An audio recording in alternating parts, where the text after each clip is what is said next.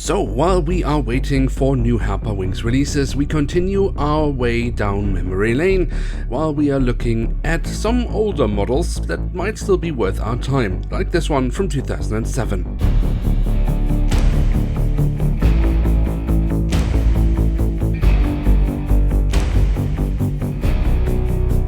And with that, hello and welcome to a new episode of Review, where we today will take a closer look at a Boeing 757-200 of Continental Airlines. At the front of the box we have a lovely image of the aircraft in real life, and underneath that we find the Continental Airlines branding. The backside of the box then offers us the same image once more. We have the original dimensions of the aircraft and some additional information. So that's it for the box. Let's take a closer look inside and at the aircraft model itself. And here she is, the Boeing 757-200 in the last standard livery of Continental Airlines. As mentioned in the beginning of the video, this aircraft model from Herpa Wings was made back in 2007, so you might discard it as just being an old model. What do I need that for?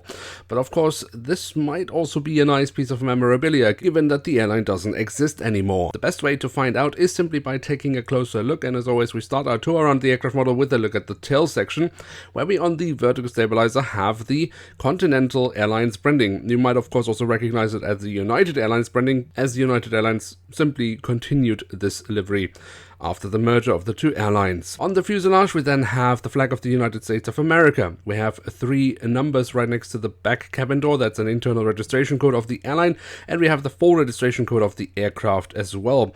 And towards the very tail of the aircraft we find a bit of detailing around the APU exhaust. At the front of the aircraft and across the fuselage we then find the writing of Continental. We do also have a SkyTeam logo, of which the airline was a member until shortly before the merger with United Airlines, when it switched over to Star Alliance. And I have time to tell you all this because there aren't that many details to mention here. And the same thing goes for the cockpit section, where we simply have the cockpit windows and that's it. But at least the shape of the nose looks pretty much like a 757. Then we have the engine nacelles. They have been kept in the same grey coloring as the belly of the aircraft, but do have the silver leading edge printed on, but that's also the only print you will find here.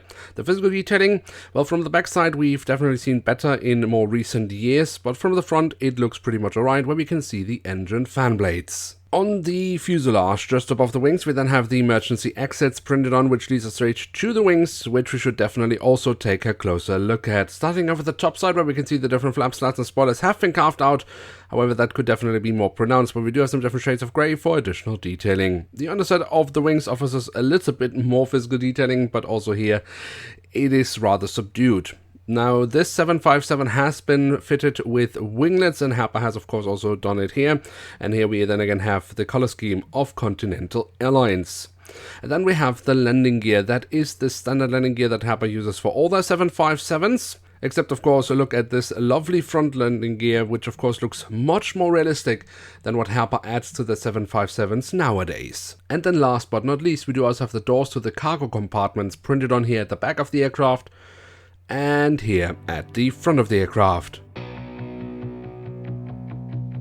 So there we have it, the Boeing 757-200 in the last standard livery used by Continental Airlines prior to its merger with United Airlines, from Herpa Wings in scale 1 to 500. And what can we say about this aircraft model? Now, when it comes to the print, Herpa has done a great job. This is a very high quality print, and the few details they have added, they have done so excellently. But of course, I'm sure you have also noticed how few details there actually are on this aircraft model. The same thing goes for the physical detailing. It's overall a great job from Herpa Wings. The only place where it really shows its age is how the wings have been mounted into the fuselage, but the overall look of the model is actually pretty good. One thing, however, we should consider when we are judging this aircraft model is the fact that what we have here is a completely standard aircraft model from Herpa Wings from back in 2007. It doesn't do any more, but certainly also nothing less than what Herpa had to offer back in the day. But if you would like to have a more detailed 757 in scale 500 with the Continental Airlines livery, then you are actually in luck, because there is an alternative. And if you can live with a 757 that does not have winglets, then Starjets back in the day made a very lovely aircraft model, which, as I say, is much more detailed. Now with that, we have reached the end of today's episode. If you have enjoyed this video, then don't forget to leave a like. That would be very much appreciated. And of course, if you are new around here, why not hit subscribe? That would be be absolutely awesome. With that, I'd like to say thank you very much for watching. Hope to see you soon again. I'm checking out, and bye.